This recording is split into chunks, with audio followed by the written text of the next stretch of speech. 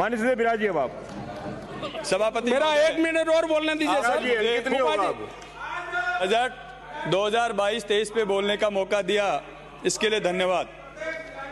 सभापति महोदय, please please please.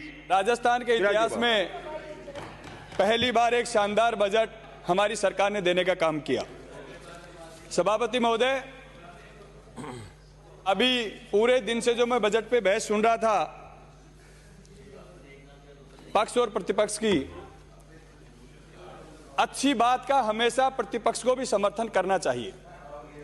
सभापति महोदय, एक वो जमाना था जब इलाज के अभाव में आदमी दम तोड़ देता था, लेकिन ये हमारी सरकार की देन है कि आज 10 मुख्यमंत्री चिरंजीवी योजना में निःशुल्क किया गया है।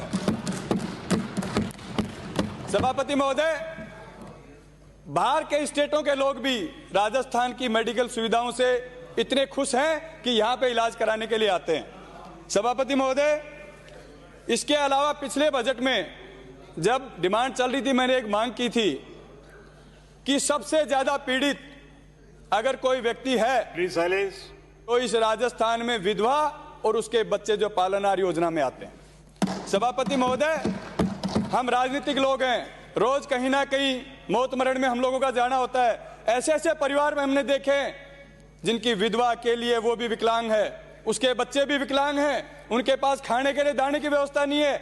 आज पहली बार मैं धन्यवाद देना चाहता हूं माननीय मुख्यमंत्री महोदय को कि पालनहार योजना में 5 गुना पैसा उन्होंने किया है। सभापति महोदय, किसी गरीब औरत के बेचारी के विधवा के 2 बच्चे हैं, आज उनको 5,000 रुपए महीने का 2,500 रुपए मिलेगा, उसको विधवा पेंशन मिलेगी, उसको किसी की तरफ देखना नहीं पड़ेगा। सभापति महोदय, एक समय होता है जब कोई गरीबी में जब कोई व्यक्ति होता है, सगे रिश्तेदार भी उसका साथ छोड़ देते हैं, लेकिन राजस्थान की सरकार ने, कांग्रेस पार्टी ने उन गरीबों का, उन विधवाओं का साथ नहीं छोड़ा। सभापति महोदय, मैं इसके लिए बहुत, क्योंकि पिछली बार मैंने बहुत ज्यादा इस बात पे बोला था कि चाहे एमएलए एमपी हमारी तनख्वाह काट लीजिए, लेकिन पालनहार और विधवा पेंशन का पैसा बढ़ाइए। मैं आपके माध्यम से मांग करता हूं माननीय मुख्यमंत्री महोदय से कि बजट भाषण का जब आप उत्तर दें तो विधवा पेंशन भी बढ़ाने का काम करें। विधवा पेंशन 2 से 2,500 रुपये करने का काम करें, ताकि वो विधवा अपने बच्चों का पेट पालन कर सके। सभापति महोदय, एक ज्वलंत मुद्दा हमारे राजस्थान का, हमारे पूर्वी राजस्थान का, आज दिन पर दिन देखिए जल स्तर नीचे चला गया। ईस्टर्न कैनाल की जो हमारी मांग, जो काफी सालों से मांग चल रही है, सभापति महोदय, आज जल जीवन मिशन में बोरिंग खुद रही है गांव में, लेकिन वो बोरिंग भी सूखी कट रही है। मुख्यमंत्री जी ने कई बार प्रतिपक्ष के नेताओं से भी आग्रह किया कि आपके भी 25 के 25 सांसद राजस्थान की जनता ने चुनकर के भेजे, उनका भी कोई धर्म बनता है, उनका भी कोई कर्म बनता है। आज मेरे क्षेत्र की कोई मांग होती है, मैं राजस्थान की विधानसभा में बोलता हूं, लेकिन एक बार भी पूर्वी राजस्थान के किसी सांसद ने लोकसभा में या पत्र के माध्यम से ईस्टर्न कैनाल की मांग नहीं उठाई। यह उनके लिए शर्मनाक बात है। सभापति महोदय, मैं धन्यवाद देता हूं माननीय मुख्यमंत्री जी को कि ईस्टर्न कैनाल की उन्होंने 9600 करोड़ रुपए ईस्टर्न कैनाल के लिए प्रावधान किया है और इनका बोर्ड भी बनाया है।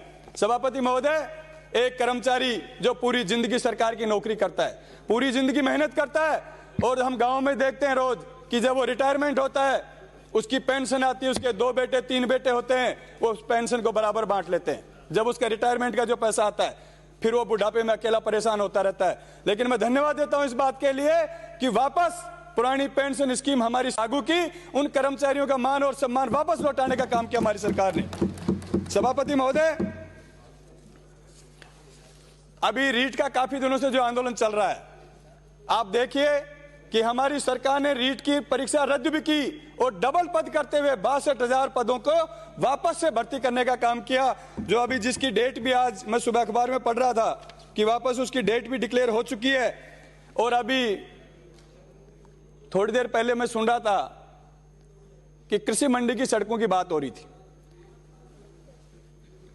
साथियों, आज मैं आपको बताना चाहता हूं कि कृषि मंडी में जो पिछले 2 साल के हालात थे, जो काले कानून मोदी जी लेकर के आए थे किसानों के खिलाफ, उससे कृषि मंडी की आय खत्म हो चुकी थी।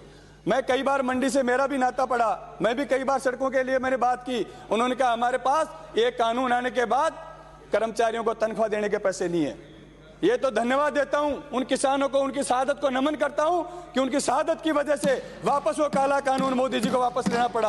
जिन किसानों को खालिस्तानी बताते थे, जिनको आतंकवादी बताते थे, उन्हीं किसानों के आंदोलन की मजबूरी और यूपी और पंजाब के चुनाव को देखते हुए भारतीय जनता पार्टी को वापस झुकना पड़ा और उस कानून को वापस लेना पड़ा। मैं नमन करना चाहता हूं उन किसानों को जिन्होंने बलिदान इस आंदोलन में दिया।